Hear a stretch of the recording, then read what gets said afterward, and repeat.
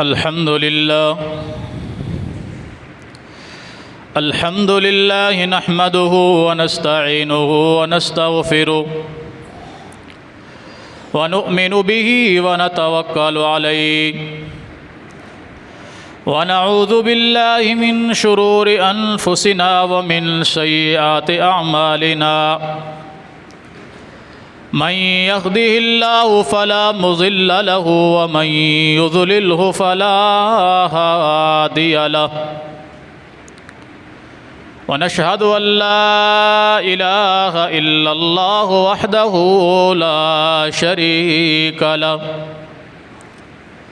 ونشهد أن محمدًا عبده ورسوله يا أيها الذين آمنوا اتقوا الله حق تقاته ولا تموتن إلا وأنتم مسلمون يا أيها الناس اتقوا ربكم الذي خلقكم من نفس واحدة وخلق منها زوجها وبث منهما رجالا كثيرا ونساء واتقوا الله الذي تساءلون به والأرحام إن الله كان عليكم رقيبا يا أيها الذين آمنوا اتقوا الله وقولوا قولا سديدا يصلح لكم أعمالكم ويغفر لكم ذنوبكم ومن يطع الله ورسوله فقد فاز فوزا عظيما أما بعد فإن خير الحديث كتاب الله وخير الهدي هدي محمد صلى الله عليه وسلم وشر الأمور محدثاتها وكل محدثة بدعة وكل بدعة ضلالة وكل ضلالة في النار أعوذ بالله السميع العليم من الشيطان الرجيم بسم الله الرحمن الرحيم شهر رمضان الذي أنزل فيه القرآن هدى للناس وبينات من الهدى والفرقان فمن شهد منكم الشهر فليصم ومن كان مريضا أو على سفر فعدة من أيام أخر يريد الله بكم اليسر ولا يريد بكم العسر ولتكملوا العدة ولتكبروا الله على ما هداكم ولعلكم تشكرون اللهم صل على محمد وعلى آل محمد كما صليت على إبراهيم وعلى آل إبراهيم إنك حميد مجيد اللهم بارك على محمد وعلى آل محمد كما باركت على إبراهيم وعلى آل إبراهيم إنك حميد مجيد رب اشرح لي صدري ويسر لي أمري واحلل عقدة من لساني يفقه قولي رب زدني علما اللهم انفعنا بما علمتنا وعلمنا ما ينفعنا وزدنا علما سبحانك لا علم لنا إلا ما علمتنا إنك أنت العليم الحكيم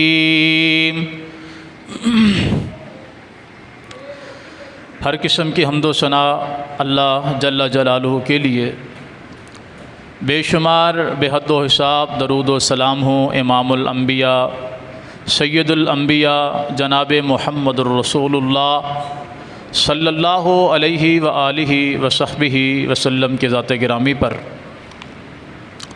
اللہ رب العالمین کا جس قدر شکر ادا کیا جائے کم ہے کہ اس نے رحمتوں، برکتوں، بخشوں سے بھرے ہوئے مہینے کو ہمیں عطا فرمایا، جس کا پہلا عشرہ مکمل ہوا، دوسرا عشرہ شروع ہو چکا ہے، آج دوسرے عشرے کا پہلا روزہ ہے۔ بڑی تیزی کے ساتھ یہ مہینہ گزر رہا ہے۔ کچھ دن تھے جب ہمیں انتظار تھا کہ رمضان المبارک آ رہا ہے، برکتوں والا، رحمتوں والا مہینہ آ رہا ہے، اور اب دن ہے کہ ایک عشرہ بھی اس کا گزر چکا ہے اور دوسرے عشرے کا آغاز ہو چکا ہے۔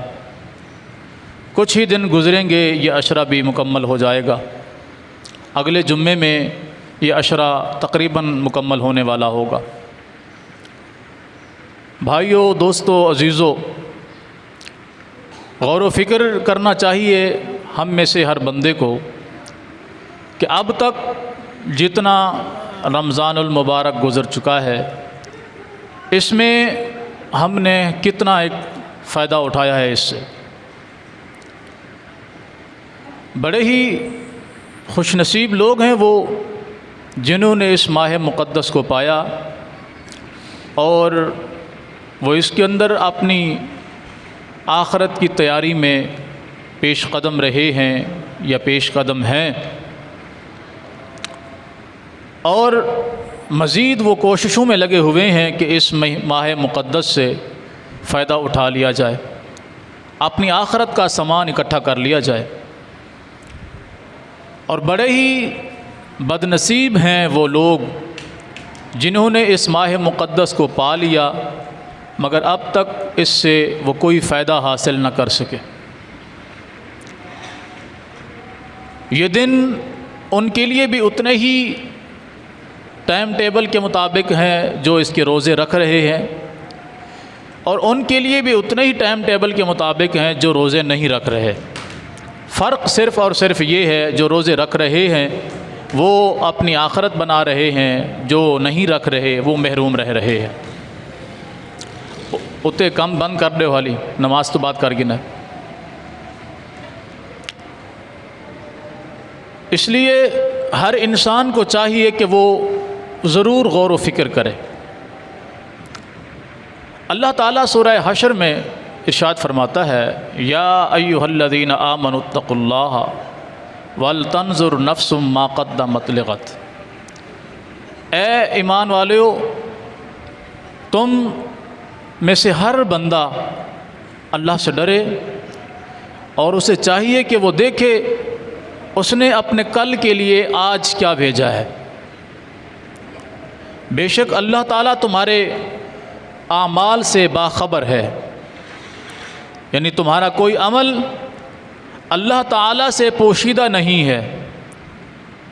ایسا ممکن نہیں ہے کہ تم کوئی عمل کرو اور اس کی خبر اللہ جل جلالہ کو نہ ہو۔ اس لیے ہر بندے کو چاہیے کہ وہ اپنی اصلاح کرے اور اپنے آنے والی کل کو آج سنوار لے۔ اور نبی علیہ الصلوۃ والسلام نے کیا خوب فرمایا کہ جس آدمی نے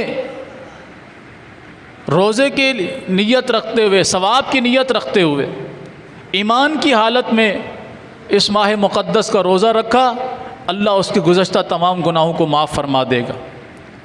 اسی طرح فرمایا جو بندہ ایمان کی حالت میں ثواب کی نیت سے اس ماہ مقدس کا قیام کر لے، اللہ اس کے بھی تمام گناہوں کو بخش دے گا۔ اور یہ ماہ مقدس اس قدر تیزی سے گزر رہا ہے کہ دیکھتے ہی دیکھتے یہ ختم ہو جائے گا۔ ہم میں سے جو لوگ روزے کی حالت میں ہیں، صرف روزہ بھوک پیاس کا نام نہیں ہے، جس طرح میں نے گزشتہ جمعے کے اندر بھی عرض کیا تھا۔ روزے کے احکام و مسائل ہیں۔ روزہ صبر سکھاتا ہے، تحمل سکھاتا ہے، نگاہوں کی حفاظت سکھاتا ہے، زبان کی حفاظت سکھاتا ہے، کانوں کی حفاظت سکھاتا ہے، انسان کے جسم کے ایک ایک حصے کی حفاظت سکھاتا ہے کہ جس طرح انسان روزے کی حالت میں ہر قسم کے گناہ سے بچنے کی کوشش کرتا ہے، اسی طرح اسے اپنی باقی زندگی کے ایام بھی اسی طرح گزارنے چاہیے۔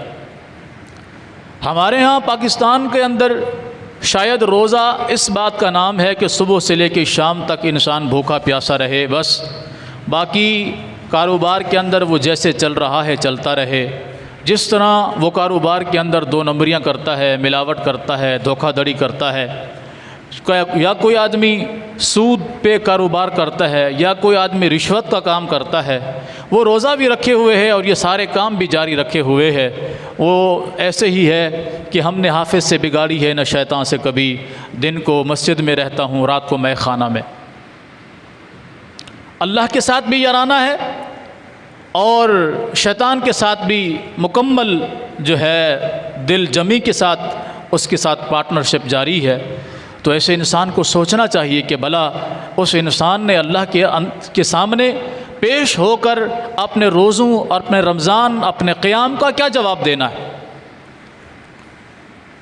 نماز انسان کو گناہوں سے روکتی ہے، برے کاموں سے روکتی ہے، برائی سے روکتی ہے، ہر قسم کے گناہ سے بچاتی ہے نماز پڑھ کر بھی انسان گناہوں کو نہیں چھوڑتا، روزہ رکھ کر انسان گناہوں کو نہیں چھوڑتا، رات کو قیام کر کے بھی انسان گناہوں کو نہیں چھوڑتا، قرآن کی تلاوت کر کے بھی انسان گناہوں کو نہیں چھوڑتا۔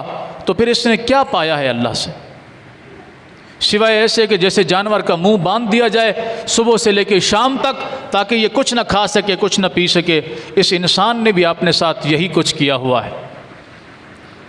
ورنہ اگر ہمیں روزے کی فضیلت کا علم ہوتا، اس کی اہمیت کا ہمیں اندازہ ہوتا، تو ہم کم از کم اتنا بھی نہ کرتے کہ اللہ کے لیے جب ہم نے روزہ رکھا ہوا ہے، جس کے اجر کے متعلق نبی علیہ الصلاۃ والسلام نے فرمایا کہ ابن آدم کا ہر عمل لکھا جاتا ہے، فرشتوں کی ڈیوٹیاں ہیں ابن آدم کا ہر عمل لکھنے کے لیے، وہ اچھا کریں تب بھی لکھا جاتا ہے، برا کریں تب بھی لکھا جاتا ہے۔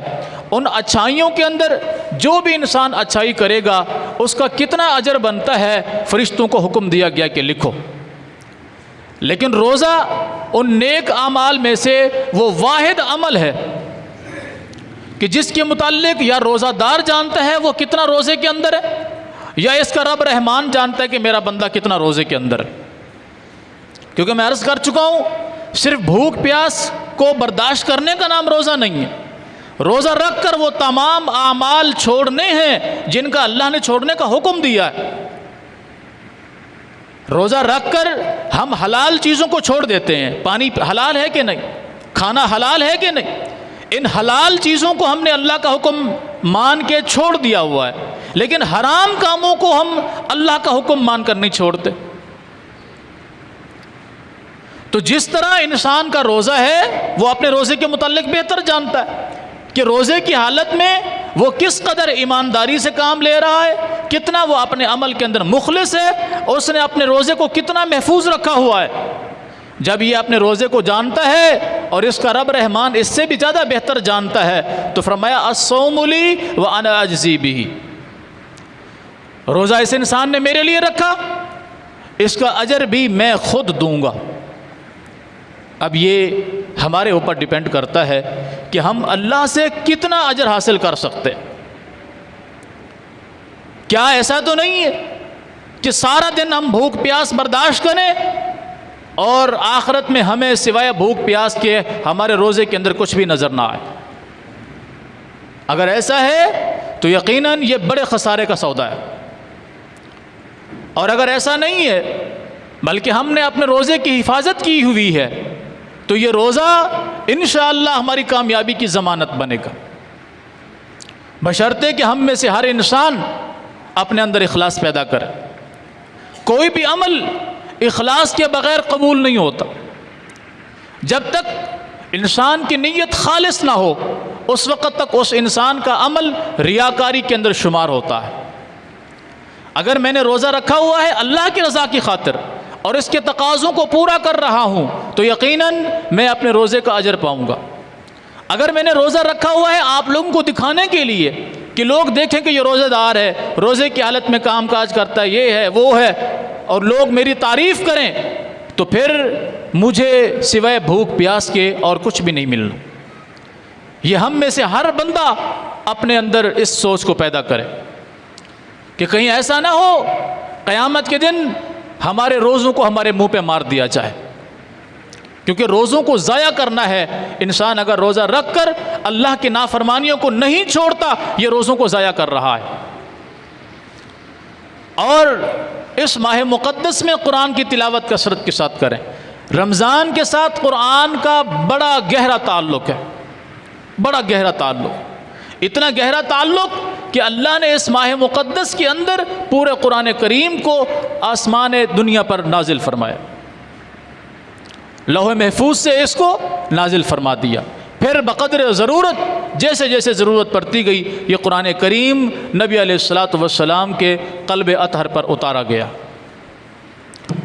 بڑی شان والی کتاب ہے، اتنی شان والی کتاب کہ اگر آپ اس سے پوچھیں کہ اے قرآن کریم تجھے کس نے نازل کیا، تو یہ بتائے گا کہ تنزیل من رب العالمین، اللہ اکبر، مجھے رب العالمین کی طرف سے نازل کیا گیا ہے۔ اگر اس سے پوچھیں کہ آپ کو لے کر آنے والا کون سا مقدس فرشتہ ہے، تو یہ بتائے گا کہ نزل بہ الروح الامین، مجھے روح القدس جبرائیل علیہ الصلاۃ والسلام کے ذریعے نازل کیا گیا۔ اور اگر آپ اس سے پوچھیں کہ آپ کو کن پر نازل کیا گیا ہے، تو یہ بتائے گا علی قلبک لتکون من المنذرین، اے پیغمبر صلی اللہ علیہ وسلم میں آپ کے قلب اطہر پر نازل کیا گیا ہوں۔ اور یہ ہے کس لیے؟ ہدی للناس، لوگوں کی ہدایت کے لیے، لوگوں کی رہنمائی کے لیے۔ ہدی للناس وشفاء، لوگوں کے لیے صرف ہدایت نہیں ہے بلکہ ان کی بیماریوں کا علاج بھی ہے۔ قرآن صرف لوگوں کے لیے ہدایت نہیں ہے بلکہ یہ جسمانی اور روحانی بیماریوں کا شافی اور کافی علاج بھی ہے۔ قرآن صرف اس لیے نہیں ہے کہ اس کو سر پہ اٹھا لیں، عدالت میں پیش کر دیں، یا قسم کے لیے اس کو اٹھا لیں، یا اس کا تعویذ بنا کے گلے میں لٹکا لیں۔ نہیں، یہ پڑھنے کی کتاب ہے، عمل پیرا ہونے کی کتاب ہے۔ اس کو پڑھا جائے، اس کو سمجھا جائے کہ یہ کیا کہتا ہے، مجھے کس چیز کا حکم دیا جا رہا ہے، کس چیز سے منع کیا جا رہا ہے، میرا رب مجھ سے کیا تقاضا کر رہا ہے، مجھے کس مقصد کے لیے نازل کیا گیا ہے۔ ہم نے قرآن کریم کے ساتھ جو سلوک کیا ہوا ہے، باخدا یہ قیامت کے دن ہماری گریبانوں سے پکڑ کر جہنم کی طرف لے جانے کا سبب نہ بن جائے کہیں۔ F-16 طیارہ بھی اتنا سپیڈ سے نہیں اڑتا جتنا تیزی سے قاری قرآن کو پڑھ جاتا ہے، ہضم کر جاتا ہے، نگل جاتا ہے۔ پیچھے والے بھی کہتے ہیں واہ مولوی صاحب مزہ آ گیا، یقین جانے 20 منٹ میں 20 رکعتوں کو پھڑکا دیا آپ نے۔ قاری بھی خوش ہے، مقتدی بھی خوش ہے، اسے بھی نہیں پتا وہ کیا پڑھ رہا ہے، پیچھے والوں کو بھی نہیں پتا کیا پڑھ رہا ہے۔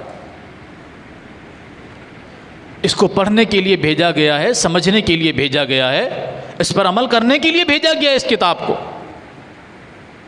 یہود و نصارہ کا کیا قصور تھا بتائیے؟ ان پر تورات اور انجیل جو نازل ہوئی، یہودیوں پر تورات اور عیسائیوں پر انجیل نازل ہوئی، کیا قصور تھا ان کا؟ کبھی آپ نے پڑھا قرآن کو؟ اصول بیان کیے قرآن نے کہ ان کے لیے جو کتابیں نازل کی گئی تھیں وہ ان کے اندر تبدیلیاں کرتے تھے اور اللہ کے احکامات کو چھوڑ دیتے تھے، لوگوں کو نیکی کا حکم دیتے تھے، خود نیکی سے پیچھے رہتے تھے۔ پہلے پارے کو پڑھیے، اللہ بنی اسرائیل سے پوچھ رہا ہے، اور بنی اسرائیل کا جب تذکرہ ہو تو اس میں یہودی اور عیسائی دونوں شامل ہیں۔ فرمایا اتأمرون الناس بالبر وتنسون انفسکم وانتم تتلون الکتاب، کیا تم وہ لوگ نہیں ہو جو لوگوں کو تو نیکی کا حکم دیتے ہو لیکن خود نیکی سے باز آتے ہو، نیکی سے پرہیز کرتے ہو؟ اور ایسا نہیں ہے کہ تمہیں پتہ نہیں ہے، تمہیں نیکی کی فضیلت کا علم نہیں ہے، تمہیں گناہ کی جو ہے شدت کا اور اس کے نقصان کا علم نہیں ہے، ایسا بھی نہیں ہے۔ اوپر کرسیاں پڑی ہوئی ہیں، وہ نیچے لاؤ۔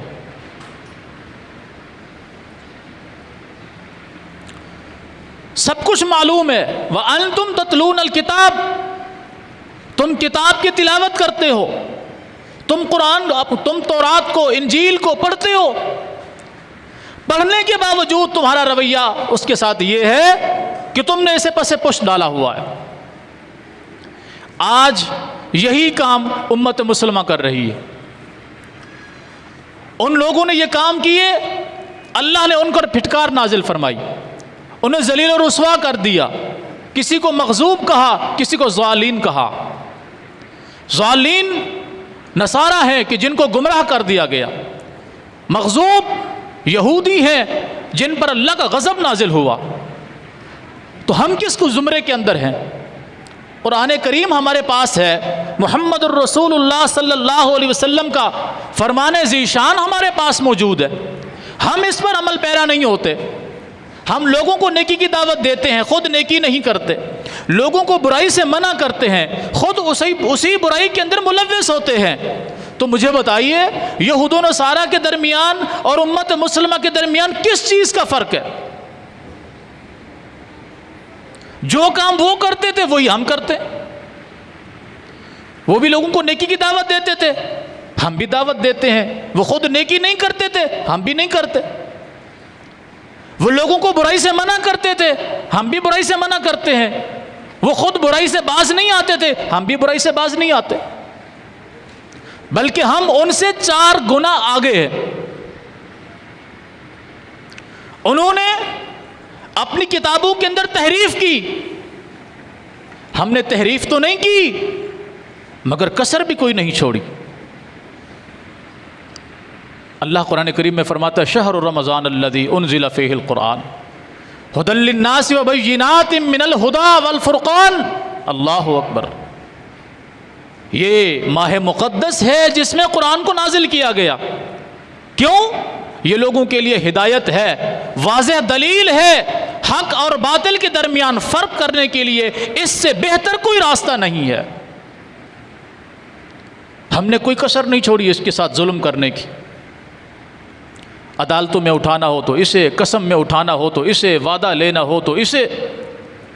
البتہ عمل کرنے کی باری آئے تو ہم اس کو 20 غلافوں کے اندر لپیٹ کر اوپر رکھ دیتے ہیں، حتیٰ کہ اس کو دیمک چاٹ کے کھا جائے، ختم کر دے، وہ علیحدہ بات ہے۔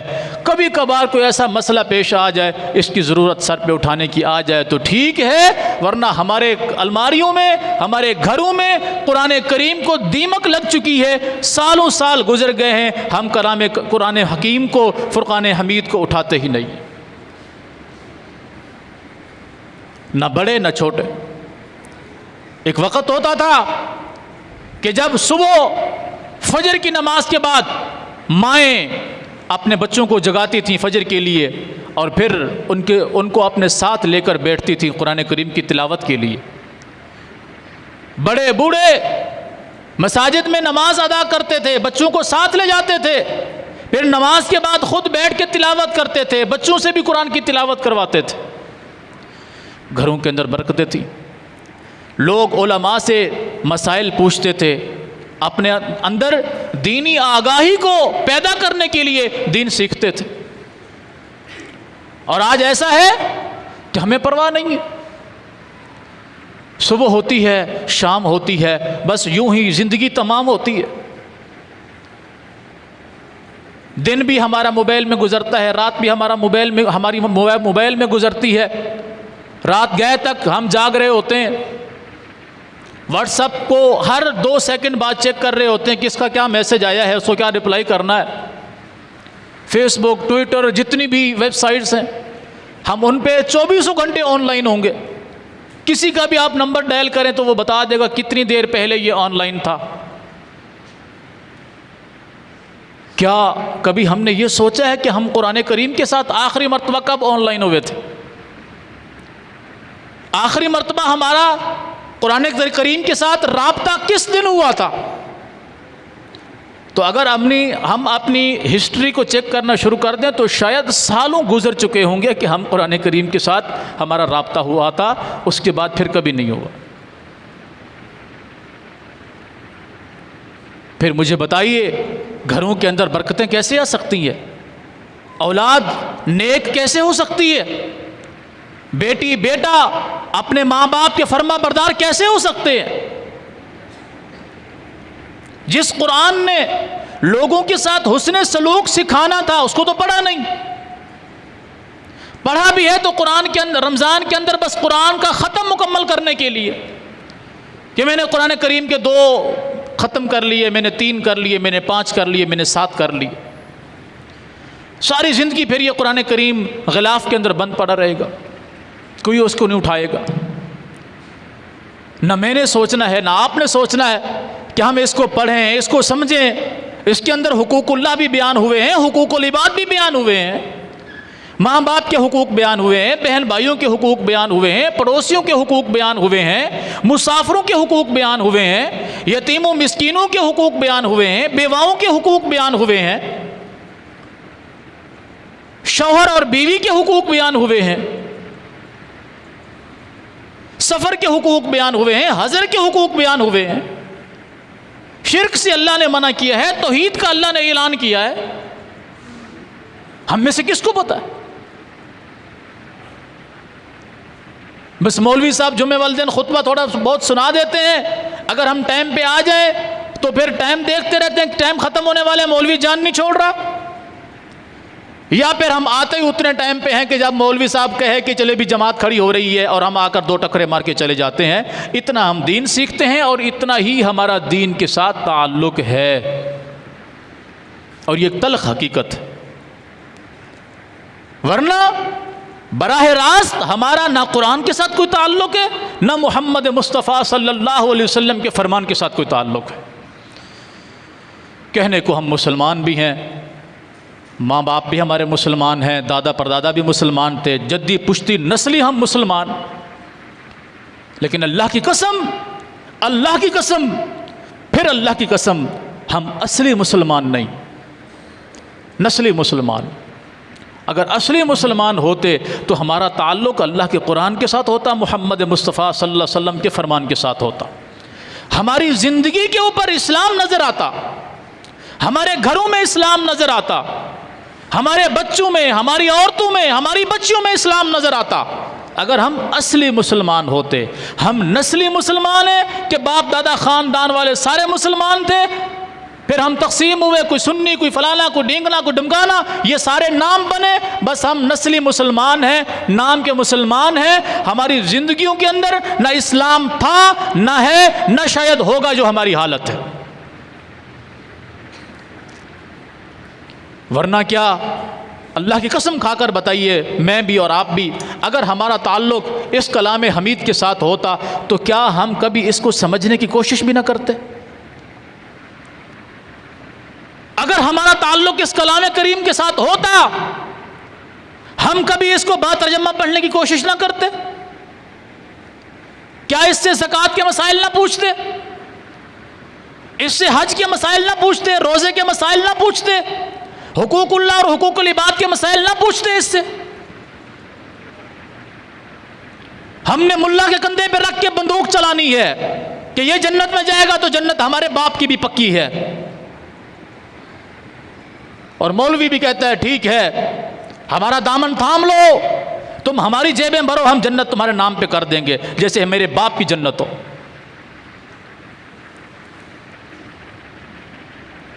اگر میں مسلمان ہوں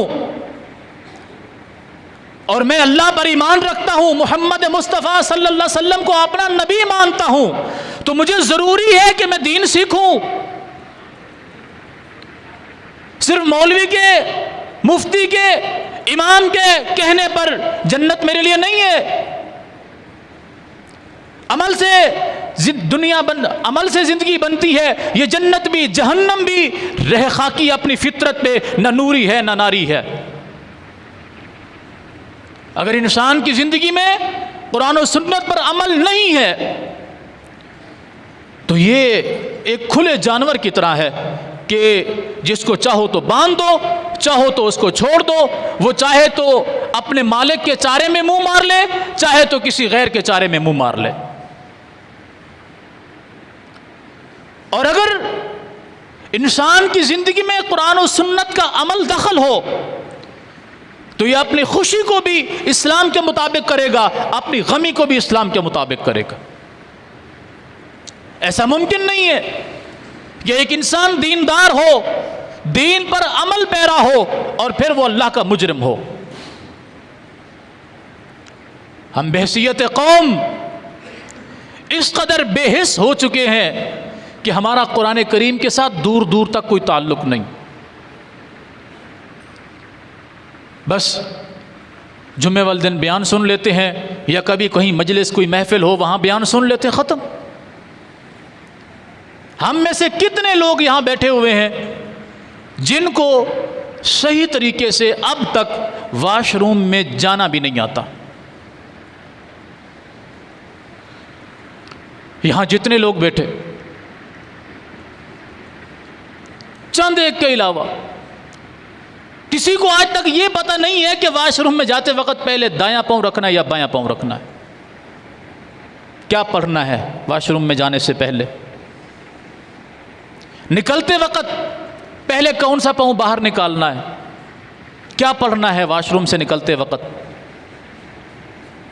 بس وہ جو بڑوں نے سکھا دیا، استادوں نے سکھا دیا، بس وہی جو پڑھ لیا بس ٹھیک ہے۔ وضو کیسے کرنا ہے ہم میں سے اکثر کو نہیں پتا، بس وہ جو بچپن میں سیکھ لیا تھا بس ٹھیک ہے، اس میں گردن بھی دھو رہے ہیں تو ہاتھوں کو بھی بار بار جو ہے وہ اس کے ساتھ مستی کر رہے ہیں، تو ہماری عجیب و غریب حالت۔ وضو سے پہلے کیا پڑھنا ہے، وضو کے بعد کیا پڑھنا ہے ہمیں نہیں پتا، بس وضو کے اندر جو ہے ہاتھ دھو رہے ہیں تو کلمہ پڑھنا شروع کر دو، پاؤں دھو رہے ہیں تو یہ پڑھنا شروع کر دو، تو گردن دھو رہے ہیں تو یہ پڑھنا شروع کر دو، چہرہ دھو رہے ہیں تو یہ پڑھنا شروع کر دو، بس ایک اچھل کود ہو رہی ہے۔ ہم میں سے اکثر کو یہ نہیں پتا کہ مرنے والا مر جائے تو اس کو غسل کیسے دیتے۔ ہم غسل کے لیے بندہ ڈھونڈ رہے ہوتے ہیں کہ ہماری میت ہو گئی ہے، کوئی غسل دینے والا ہے۔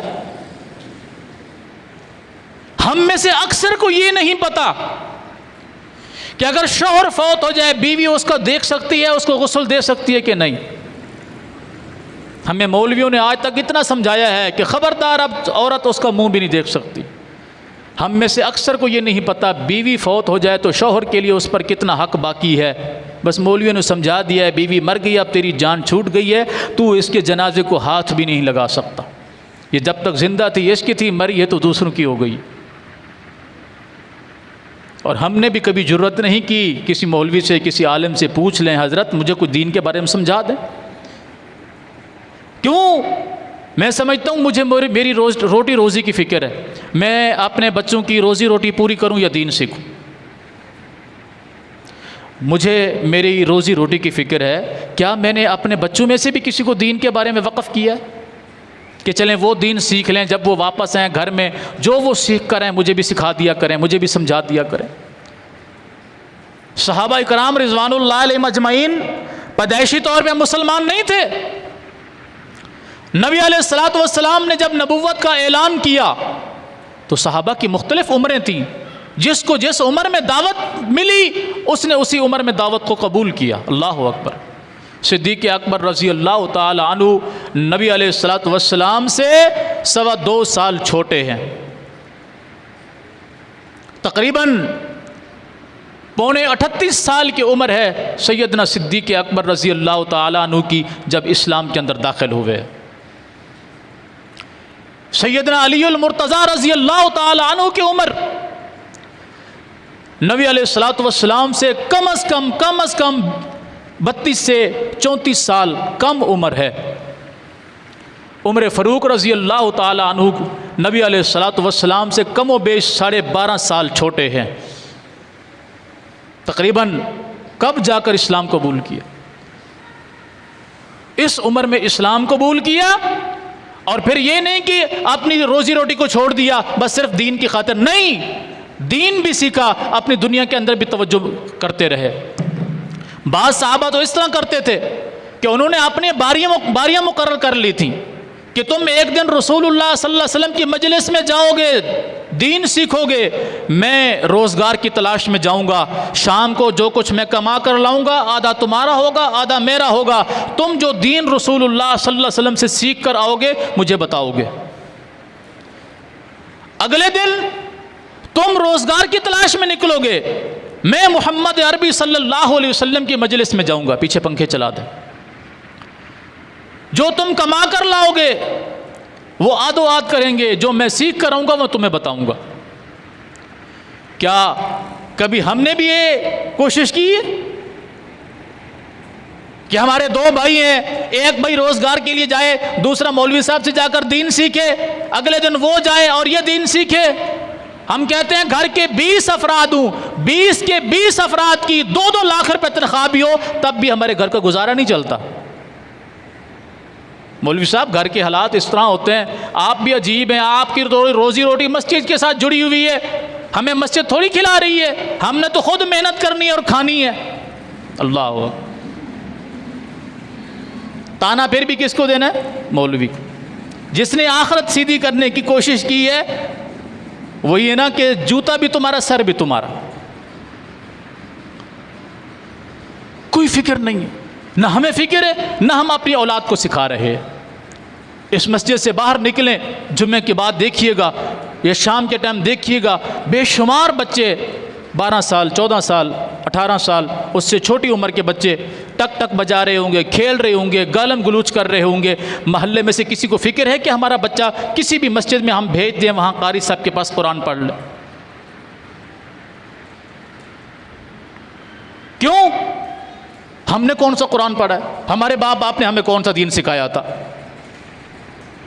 وہ ہے نا، میرے کزن تھے حافظ نظر الہی، بہت بڑے عالم دین تھے، تو میں چھوٹا تھا بہت، یہ سچی بات آپ کو بتا رہا ہوں، ممبر رسول پہ کھڑا ہوں، اللہ گواہ ہے۔ ہمیں سکھایا جاتا تھا نا کہ نماز کی نیت کرنی ہے کہ 2 رکعت نماز نفل، پیچھے اس امام کے منہ میرا قبلے کی طرف ہے، پیچھے امام کے، اللہ اکبر۔ تو میں نے ان سے پوچھا کہ مجھے صحیح طریقے سے آپ نیت سکھائیں، مجھے آپ صحیح طریقے سے نیت سکھائیں۔ وہ ہنس پڑے۔ میرے والد صاحب اس وقت حیات تھے اور گھر کے اندر کافی لوگ تھے، ایک مجلس تھی سمجھ لیں۔ تو وہ کہنے لگے، سرائیکی زبان شاید آپ لوگوں کو سمجھ آ جائے، وہ کہتے ہیں کہ نماز پڑھتا میں 2 رکعت پڑھتا میں کھڑی تڑی، میں نماز پڑھتا ہوں 2 رکعت پڑھوں گا کھڑے ہو کر، تو نماز پڑھتا میں 2 رکعت پڑھتا میں کھڑی تڑی، نہ کدی میرے پیو پڑھی نہ کدی میری ماں پڑھی، میرے ہوتے کیڑی سختی چڑھی کہ 2 رکعت نماز پڑھتا ہوں کھڑے ہو کر، جو نہ میرے باپ نے پڑھی ہے نہ میری ماں نے پڑھی ہے، میرے اوپر کون سی مصیبت ہے یہ کہ میں پڑھوں؟ وہ حال ہمارا ہے کہ میرے باپ دادا نے دین نہیں سیکھا تو میں کیوں سیکھوں؟ میری ماں نے کبھی قرآن نہیں پڑھا، میں کیوں پڑھوں؟ ہمارے یہاں بہنیں بیٹیاں آتی ہیں بعض دفعہ بچوں کو دم کرانے کے لیے، اللہ کی قسم ہم تھک گئے ان کو کہہ کہ بیٹی بہن اس کے اوپر آخری صورتیں 3 صورتیں پڑھ کر دم کر دو۔ اللہ کی قسم کھا کے کہہ رہا ہوں، قرآن میرے ہاتھ میں ہے۔ وہ کہتی ہیں قاری صاحب ہمیں آخری 3 صورتوں کا پتہ ہی نہیں ہے وہ ہیں کون سی۔ اچھا ایسا کرو سورۃ الفاتحہ پڑھ کے ان پہ دم کر دو۔ اللہ کی قسم وہ کہتی ہے ہمیں سورۃ الفاتحہ بھی نہیں آتی۔ نماز پڑھتی ہو؟ نہیں، وہ کبھی کبھی پڑھ لیتی ہوں۔ تو کیا پڑھتی ہوں نماز میں؟ بس بسم اللہ پڑھ لیتی ہوں، بسم اللہ بسم اللہ بسم اللہ، رکوع میں بھی بسم اللہ، سجدے میں بھی بسم اللہ، تشہد میں بھی بسم اللہ، قیام میں بھی بسم اللہ۔ جان چھوٹ جاتی ہے نماز سے۔ اور کسی بزرگ کو پوچھ لیں باہر گھومتے ہوئے جن کی ٹانگیں قبر میں لٹکی ہوئی ہیں، وہ تاش کے پتے تو کھیل رہا ہوگا، اس سے پوچھو کہ نماز کی رکعتیں کتنی ہیں، وہ بولے گا مولوی صاحب اپنا کام کرو، جب ہم پڑھیں گے ہم یاد بھی کر لیں گے۔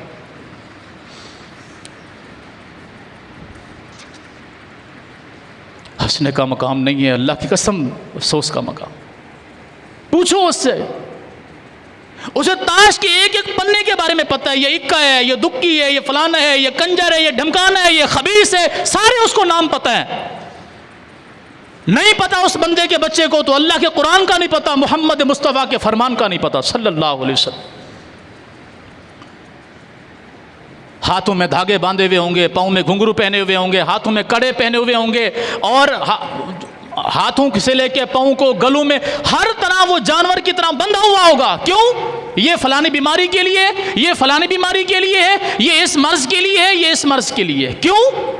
اس کو نہیں پڑھا. اس کو پڑھا ہوتا یہ بتاتا کہ تمہاری بیماری کا علاج کہاں پر ہے. جب اس کو نہیں پڑھا تو پھر جیسے مرضی کرو. کسی نے کہہ دیا یہ لو یہ تم لے جاؤ، تمہارا بچہ ہوگا. اس بدبخت کی اپنی کوئی اولاد نہیں ہے. یہ لے جاؤ تم مالدار ہو جاؤ گے، بس مجھے 20 روپے نذرانہ دے دو. کتنا خبیث ہے، اس کو مالدار کر رہا ہے، خود اس سے 20 روپے لے رہا ہے. دینے والا اس سے بھی بڑا خبیث ہے. اس کو بھی سمجھ نہیں آ رہی کہ میں 20 اس کو دے کے جا رہا ہوں. اگر میں اس تویز کے ساتھ مالدار ہوتا تو یہ بدبخت مجھ سے 20 روپے کس چیز کا نذرانہ لیتا. یہ لے جاؤ تمہاری فلاں بیماری ختم ہو جائے گی، بس نذرانہ وہاں ڈال دینا، بکرا ذبح کر دینا، مرغی ذبح کر دینا، فلاں چیز صدقہ کر دینا، ہمارے ہاں پیش کر دینا، یہ کر دینا، وہ کر دینا. یہ کیوں ہے؟ اس کے ساتھ ہماری یاری نہیں ہے، ہمارا تعلق اس کے ساتھ نہیں ہے. اس کے ساتھ تعلق ہوتا، محمد مصطفیٰ صلی اللہ علیہ وسلم کے ساتھ ہمارا تعلق ہوتا، اللہ کی قسم ان میں سے کسی کی دکان نہ چلتی. اور ہم دین سے اتنے اندھے نہ ہوتے، ہم دین سے بیزار ہیں. دین ہمیں اگر کوئی کڑوی باتیں بتائے تو ہمیں اس طرح لگتی ہیں جس طرح کوئی اسٹیٹ ہم پر بریسٹ کھول رہا ہو. اور پھر ہمارے اوپر بعض دفعہ نا ہمارے ساتھیوں کے ذریعے ہم تک خبر پہنچتی ہے کہ اپنے مولوی کو منع کرو، اس کو کہو کہ اتنی کھری کھری باتیں نہیں کیا کرے. ہم یہاں اتنے عرصے سے دین کی خدمت کر رہے ہیں، ہم نے کبھی اس طرح کی باتیں نہیں کی. اپنے مولوی سے کہو اپنی زبان کو سنبھال کے استعمال کیا کرے. اللہ کی قسم نہ بزدل ماں کا بیٹا ہوں نہ بزدل ہوں. میں کہتا ہوں وہی بات کہ سمجھتا ہوں جسے حق کہ میں زہر ہلال کو کبھی کہہ نہ سکا قند. اگر تم دنیا کو دین نہیں بتا سکتے تو اس کا مطلب یہ بھی نہیں ہے کہ ہم آنکھیں بند کر لیں. بلی کو دیکھ کر کبوتر آنکھیں بند کر لے، بلی سے بچ سکتا ہے؟ شرک کو دیکھتے ہوئے، بدعت کو دیکھتے ہوئے، گناہ کو دیکھتے ہوئے، ظلم کو دیکھتے ہوئے اپنی آنکھیں بند کر لینا مردانگی نہیں ہے، بزدلی کی علامت ہے. ہم نہیں بیان کرتے. ہم کہتے ہیں کہ ٹھیک ہے جو جہاں لگا ہوا ہے ٹھیک ہے لگا رہنے تو. کسی کو یہ مت کہو کہ تم قرآن ترجمے سے پڑھو، کسی کو یہ مت کہو کہ تم حدیث ترجمے سے پڑھو، کسی کو یہ مت کہو کہ تم نمازوں کی حفاظت کرو، کسی کو یہ مت کہو کہ تم بیٹی کا بھی حق ادا کرو جتنا بیٹے کو دیتے ہو، کسی کو یہ مت کہو کہ تم بہنوں کا حق ادا کرو. کیوں؟ کیونکہ ہم خود اپنی بہنوں کا، اپنی بیٹیوں کا حق ہڑپ کر کے بیٹھے ہوئے. تو دین کو ہم نے ملا کی مسجد اور دیوار تک سنبھال کے رکھا ہوا ہے. جب کبھی ضرورت ہوگی مولوی صاحب سے جا کر پوچھ لیں گے، یا کبھی گھر میں جھگڑا فساد ہو گیا اور ٹھا کر کے ہم نے بیوی کو فارغ کر دیا، اب جا کر پھنس گئے ہیں تو اب ملا کے پاس آئیں گے، مولوی کے پاس آئیں گے، ورنہ ہمیں کوئی ضرورت نہیں ہے. یا کوئی بیمار ہو جائے، مرنے کے قریب پہنچ جائے، پھر ہم جا کر مولوی صاحب سے پوچھیں گے آپ تھوڑا سا دم درود کر دیں تو یہ ہو جائے. ڈاکٹروں کے پاس گئے ہیں، ڈاکٹروں نے لا علاج کر دیا ہے، کہتے ہیں گھر لے جاؤ، سمجھ نہیں آتی، رپورٹیں بھی ساری کلیئر ہے، سب کچھ ہے، بندہ پھر بھی بیمار ہے. پوچھو نماز پڑھتا ہے؟ نہیں مولوی صاحب وہ تو کبھی پڑھتا ہے کبھی نہیں پڑھتا. اور میں اپنی کمیٹی سے ابھی تک میں نے بات نہیں کی ہے، لیکن میں ممبر پہ کھڑے ہو کر آپ لوگوں کو ایک وعدہ دیتا ہوں، آپ میرا ساتھ دیں گے انشاءاللہ. آج کے بعد اس مسجد میں کسی بے نمازی کے فوت ہونے والے کا اس میں اعلان نہیں ہوگا. آپ وعدہ کرتے ہیں کہ جو بے نمازی ہمارا باپ، ہماری ماں، بہن، بیٹی، بھائی، کوئی بھی بے نمازی اگر فوت ہوگا ہم اس مسجد میں اس کا اعلان نہیں کریں گے، اس کا جنازہ بھی نہیں پڑھیں گے. آپ وعدہ کرتے ہیں اس چیز سے؟ میں دیکھتا ہوں محلے میں کتنے آپ کو بے نمازی نظر آتے ہیں. دوسرے دن بولیں گے مولوی صاحب تھا تو مسلمان نا، کیا حرج ہے، اتنی شدت اختیار کرنے کی کیا ضرورت ہے؟ جب اس طرح کی آپ بات کریں گے نا تو لوگ یہاں سے پکڑیں گے، یوں آپ کے گال نہیں کھینچیں گے، گریبان سے پکڑیں گے. کہ تم نے دین کو اپنے باپ کا بنا لیا ہے، فلاں کر لیا ہے، فلاں کر لیا ہے۔ اور محمد عربی صلی اللہ علیہ وسلم کی حدیث سناتا ہوں آپ کو۔ نبی علیہ الصلوۃ والسلام نے فرمایا، دو حدیثیں ہیں، ایک جمعے کے متعلق ہے اور ایک عام نمازوں کے متعلق ہے۔ نبی علیہ الصلوۃ والسلام نے فرمایا، میرا دل کرتا ہے میں اپنے ممبر پہ کسی کو کھڑا کروں، وہ لوگوں کو واعظ و نصیحت کرے، اور میں کچھ لوگوں کو جمع کروں، جنگل سے لکڑیاں اکٹھی کروں اور لوگوں کو گھروں کے اندر لکڑیاں ڈال کے ان کو زندہ جلا کر خاک کر دوں، جو جمعے کے لیے نہیں آتے۔ بس مجھے ڈر ہے کہ ان گھروں کے اندر عورتیں اور بچے بھی ہیں جو جمعے کے لیے نہیں آتے۔ محمد عربی صلی اللہ علیہ وسلم کیا کرنا چاہتے تھے ان کے متعلق؟ ان کو زندہ جلا ڈالوں۔ حالانکہ نبی علیہ الصلوۃ والسلام نے دیکھا ایک جگہ پر چیونٹیوں کی بیل ہے، چیونٹیوں کی بیل، لوگوں نے وہاں آگ لگا دی، چیونٹیاں جل کر مر گئیں۔ نبی علیہ الصلوۃ والسلام نے پوچھا، یہاں آگ کس نے لگائی؟ تو کسی نے کہا فلاں بندے نے لگائی ہے۔ فرمایا، تمہیں کس نے کہا ہے کہ تم اللہ کی مخلوق کو آگ کا عذاب دو؟ چونٹیوں کو بھی آگ لگانے کی اجازت نہیں دی، اور خود کیا فرما رہے ہیں بے نمازی کے متعلق کہ میرا دل کرتا ہے میں ان کو زندہ جلا کر مار ڈالوں جو نماز کے لیے نہیں آتے، بس مجھے عورتوں اور بچوں کی فکر ہے۔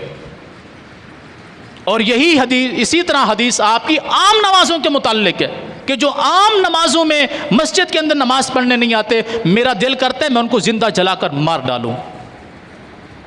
اب بتائیے، دین میرے باپ کا ہے یا محمد عربی صلی اللہ علیہ وسلم کا ہے؟ ہمارے ہاں نماز نہیں پڑھتا بیٹا نہیں پڑھتا، بیٹی نہیں پڑھتی، بہن نہیں پڑھتی، شوہر نہیں پڑھتا، بیوی نہیں پڑھتی، پورے کا پورا آوا چٹ ہے۔ جس تھالی کو اٹھاؤ اسی کے نیچے گندگی ملے گی۔ مطلب جس گھر میں جھانکو بے نمازی ملیں گے، بے دین ملیں گے، اللہ کے دین کے دشمن ملیں گے۔ واعظ و نصیحت کرو تو وہ ان کے لیے ایسے زہر ثابت ہوگی کہ جیسے ابھی کھایا تو ابھی مرے۔ یہ رمضان کچھ سکھانے آتا ہے، اس کے ساتھ قرآن کا تعلق ہے، اور میں پہلے عرض کر چکا ہوں قرآن کا تعلق صرف پڑھنے کے لیے نہیں ہے کہ آپ اس کو پڑھ لیں بس ختم، نہیں، سمجھنے کے لیے ہے۔ پڑھیں اس کو، یا آپ کو آپ کی زندگی کا ہر مسئلہ نہ بتائے، مجھے گریبان سے پکڑیے گا۔ کوئی مسئلہ آپ لائیں، آپ کے دین کا ہو، آپ کے دنیا کا مسئلہ ہو، آپ قرآن سے پوچھیں، محمد عربی صلی اللہ علیہ وسلم کے فرمان سے پوچھیں، آپ کو اس کا حل نہ ملے، جو چور کی سزا وہ میری سزا۔ سیکھیے نا، پڑھیے نا قرآن کو۔ ہم میں سے کتنے ہیں جن کو اپنی بچی کا، اپنے بچے کا نکاح پڑھانا بھی نہیں آتا؟ بکواس مولوی پہ کریں گے، کنجروں پہ، طوائفوں پہ پیسے خرچ کریں گے۔ مولوی کو نکاح کی فیس دیتے وقت بولیں گے مولوی صاحب آپ بھی نکاح کے پیسے لیتے ہیں؟ نہیں، مولوی صاحب گھاس کھاتا ہے۔ کنجروں پہ تم لاکھوں لٹوا رہے ہو، مولوی صاحب نے 4000 فیس کا مطالبہ کر دیا تو مولوی صاحب آپ بھی پیسے لیتے؟ نکاح کی بھی اتنی فیس ہوتی ہے؟ نبی پاک صلی اللہ علیہ وسلم تو مفت میں نکاح پڑھائے تھے، نبی پاک صلی اللہ علیہ وسلم نے مفت میں نکاح پڑھائے تھے، کنجروں کو پیسے نہیں دیے تھے، طوائفوں پر پیسے نہیں لٹوائے تھے، تیل مہندی کی رسمیں نہیں کی تھیں، ڈھول ڈھمکے اور یہ جو کچھ کت خانہ ہوتا ہے یہ نہیں کیا تھا۔ آپ بھی نہ کیجئے، ہم فی سبیل اللہ سب کچھ کرنے کو تیار ہیں۔ ہم آپ کا جنازہ پڑھاتے ہیں، فری میں پڑھاتے ہیں یا پیسے لیتے ہیں آپ سے؟ بتائیے۔ آج صبح 10:30 بجے جنازہ تھا یہاں مسجد میں، فی سبیل اللہ پڑھایا، غسل بھی ہم نے فی سبیل اللہ دیا ہے، چارپائی بھی اپنی مسجد کی فی سبیل اللہ دی ہے۔ ہم تو سارے کام فی سبیل اللہ کرنا چاہتے ہیں، آپ بھی کوئی بندے کے بچوں والے کام کریں نا۔ آپ ہمارا ساتھ دیں دین میں، ہم آپ کے ساتھ۔ کیوں؟ دین کو ہم نے بالکل لاوارث کر دیا ہے، بس یہ مولوی جانے، مولوی کی کتاب جانے، جیسے یہ مولوی پر نازل ہوا تھا۔ او میرے بھائیوں، پھر ایک دفعہ سمجھاتا ہوں، کہتا ہوں، اللہ کی قسم ہے، زندگی جتنی گزر چکی ہے، جس حالت میں گزر چکی ہے، ہم میں سے ہر بندہ بہتر جانتا ہے۔ جتنی بچی ہوئی ہے کم از کم اسے برباد نہ کرے، اسے بربادی کی نظر نہ کرے۔ نبی علیہ الصلوۃ والسلام کا فرمان سناتا ہوں آپ کو۔ نبی علیہ الصلوۃ والسلام نے فرمایا، میری امت کی اوسطاً عمر 60 سے 70 سال ہے۔ زید پیچھے کے پنکھے چلا دو۔ میری امت کی اوسطاً عمر 60 سے 70 سال ہے، بہت کم لوگ ہوں گے جو اس سے اوپر جائیں گے۔ اور آپ نبی علیہ الصلوۃ والسلام کے زمانے سے لے کے آج تک ہسٹری اٹھائیں لوگوں کے مرنے کی، تو تقریباً 70 سے 80% لوگ آپ کو 70 سال سے کم عمر میں فوت ہوئے نظر آئیں گے۔ بہت کم 20 سے 25% لوگ جو 70 سال سے اوپر جن کی عمر ہوگی فوت ہوئے ہوں گے۔ گویا کہ اوسطاً عمر کتنی ہے؟ 60 سے 70 سال، یہ اوسطاً عمر ہے۔ اب اگلی حدیث سنیے، نبی علیہ الصلوۃ والسلام نے فرمایا جس بندے کو اللہ نے 60 سال عمر دی، کتنی؟ 60 سال عمر، صحیح حدیث سنا رہا ہوں، جس بندے کو اللہ نے 60 سال عمر دی اور وہ فوت ہو گیا، اس نے زندگی میں کوئی عمل نہیں کیا، یہ فوت ہو گیا ہے، اللہ کے ہاں پہنچ چکا ہے، اللہ کے ہاں اس بندے کا کوئی عذر قابل قبول نہیں ہے۔ یہ نہیں کہہ سکتا اللہ کو کہ یا اللہ مجھے کوئی دین سکھانے والا نہیں تھا، دین سمجھانے والا نہیں تھا، کوئی مسئلہ بتانے والا نہیں تھا، میں کس سے سیکھتا، کس سے پڑھتا، کس سے سمجھتا۔ فرمایا جس بندے کو، یہ نبی علیہ الصلوۃ والسلام کی گارنٹی ہے، جس بندے کو 60 سال کی عمر مل گئی اور وہ فوت ہو گیا، اس کے گناہوں پر اللہ نے اس سے مواخذہ کیا تو اس پر کوئی عذر اللہ قبول نہیں کرے گا۔ کیوں؟ گویا کہ اس کو مکمل عمر مل گئی، مکمل عمر۔ ہم میں سے کتنے یہاں پر بیٹھے ہوئے ہیں جو تقریباً 60 کے قریب پہنچے ہوئے؟ کیا خیال ہے، ہمارے پاس عذر ہے؟ بچنے کا کوئی چانس ہے؟ اور جو 60 سے نیچے ہیں وہ ہم بھی اپنی فکر کریں کہ کیا ہمارے متعلق بھی اتنی گزر چکی ہے، آگے پتہ نہیں کہ 60 کو پہنچتے ہیں کہ نہیں پہنچتے۔ ابھی تھوڑی دیر میں کس کی شام ہو جائے زندگی کی، کسی کو پتہ ہے؟ تو کم از کم اپنا مواخذہ تو کریں، اپنا محاسبہ تو کریں۔ میں اپنی فکر کروں، آپ اپنی فکر کریں، پھر ہم میں سے ہر بندہ اپنے بچوں کی فکر کرے، اپنے گھر والوں کی فکر کرے۔ اللہ قرآن میں فرماتا ہے یا ایھا الذین آمنوا ان من ازواجکم واولادکم عدوا لکم فاحذروہم، اے لوگو، اے ایمان والو، تمہاری بیویاں، تمہاری مائیں، تمہاری اولادیں، تمہاری بیویاں تمہاری دشمن ہیں، تمہاری دشمن، فاحذروہم، ان سے بچو، ان سے ڈرو۔ کیوں دشمن ہے؟ کہ ہم ان کی خواہشات کو پورا کرتے کرتے اللہ کی نافرمانیوں میں گزر جاتے ہیں۔ بچے کی جو ہے اس کی خواہشیں پوری کرتے ہوئے، بیوی کی خواہشیں پوری کرتے ہوئے، بچی کی خواہشیں پوری کرتے ہوئے ہم حلال کے اندر حرام کو شامل کر دیتے۔ بعض دفعہ ہم وہ کام کر جاتے ہیں جو ہمیں نہیں کرنے ہوتے، کیا کریں، گھر کی مجبوری ہوتی ہے۔ تو یہ کام کر کے ہم گھر والوں کو تو خوش کر رہے ہیں، اپنی آخرت برباد کر رہے ہیں۔ یہ ہمارے فائدہ مند ہیں یا ہمارے دوست ہیں یا دشمن ہیں؟ اس زمرے میں اللہ نے کہا تمہاری اولادیں، تمہاری بیویاں تمہاری دشمن ہیں۔ کیوں؟ کہ تم ان کی خواہشوں کو پورا کرتے کرتے اللہ کی نافرمانیوں کی حدیں کراس کر جاتے ہو۔ اور سورہ تحریم میں اللہ نے فرمایا یا ایھا الذین آمنوا قوا انفسکم واہلیکم نارا۔ یہاں سورہ توبہ میں کیا فرمایا؟ تمہاری اولاد، تمہاری بیویاں تمہاری دشمن ہیں، ان سے بچو۔ سورہ تحریم میں اللہ فرما رہا ہے تمہارے گھر والوں کو اور تم خود کو جہنم کی آگ سے بچا لو۔ یہاں ان کی دشمنی نہ خریدو کہ ان کی خواہشوں کو پورا کرتے کرتے تم اپنی آخرت برباد کر بیٹھو۔ وہاں فرمایا تم اپنی بھی آخرت برباد نہ کرو، اپنے گھر والوں کی بھی آخرت برباد نہ کرو۔ جہاں میں چاہتا ہوں کہ میں اللہ کی جنت کا مہمان بنوں، کیا میں یہ نہیں چاہتا کہ میری بیوی، میرے بچے بھی اللہ کی جنت کے مہمان بنیں؟ جہاں میں یہ چاہتا ہوں کہ میری اولاد جنت کی وارث بن جائے، میں ان کو دین سکھاؤں، وہ اللہ کی جنتوں کے وارث بن جائیں، کیا میں نہیں چاہتا کہ میں بھی اللہ کی جنت کا وارث بنوں؟ تو ہم کیوں فکر نہیں کرتے؟ رمضان آتا ہے گزر جاتا ہے، جمعے آتے ہیں گزر جاتے ہیں، عام دن آتے ہیں گزر جاتے ہیں، کتنی زندگی گزر چکی ہے جو بالکل بیکار گزر چکی ہے۔ صبح کے وقت ہمارا خلاصہ قرآن ہوتا ہے، 10 سے 15 منٹ، کبھی 20 منٹ ہو جاتے ہیں، لوگوں کی نیند سے بری حالت ہو رہی ہوتی، کیونکہ یہاں تک تو ہم نے کھایا ہوا ہوتا ہے، اور 15 سے 20 منٹ ہم بیٹھ کر قرآن کا خلاصہ نہیں سن سکتے۔ خود کب پڑھیں گے؟ جو سنا رہا ہے اس کی بھی نہیں سن سکتے، تو اپنے پاس پڑھنے کا تو ویسے اللہ کا شکر ہے ٹائم نہیں ہے، کیونکہ ہمیں کیا ضرورت ہے اس چیز کی؟ دین سیکھیے، اپنی اولادوں کو دین سکھائیے، اپنے گھروں کے اندر دین لائیے۔ اگر قیامت کے دن اللہ کی جنتوں کے وارث بننا چاہتے ہیں، جہنم سے بچنا چاہتے ہیں، تو مجھ سمیت ہر بندے کو فکر کرنی ہوگی۔ ہمارے گھروں کے حالات ٹھیک ہو جائیں گے، ہمارے معاشرے کے حالات ٹھیک ہو جائیں گے، ہمارے محلے کے حالات ٹھیک ہو جائیں گے۔ اگر ہم میں سے ہر بندہ یہ عہد وعدہ کر لے کہ میں 5 وقت کی نماز باجماعت ادا کروں گا، جب میں باجماعت ادا کروں گا تو میں اپنے بچوں کو بھی باجماعت نماز پڑھنے کی تلقین کر سکتا ہوں۔ جب میں اپنے بچوں کے سامنے نہیں پڑھتا ہوں نماز، تو ان کو جب کہوں گا وہ بولے گا ابا پہلے تو پڑھ لے، تیری تو عمر ہے پڑھنے کی، ہماری تو عمر ابھی کھیلنے کی ہے۔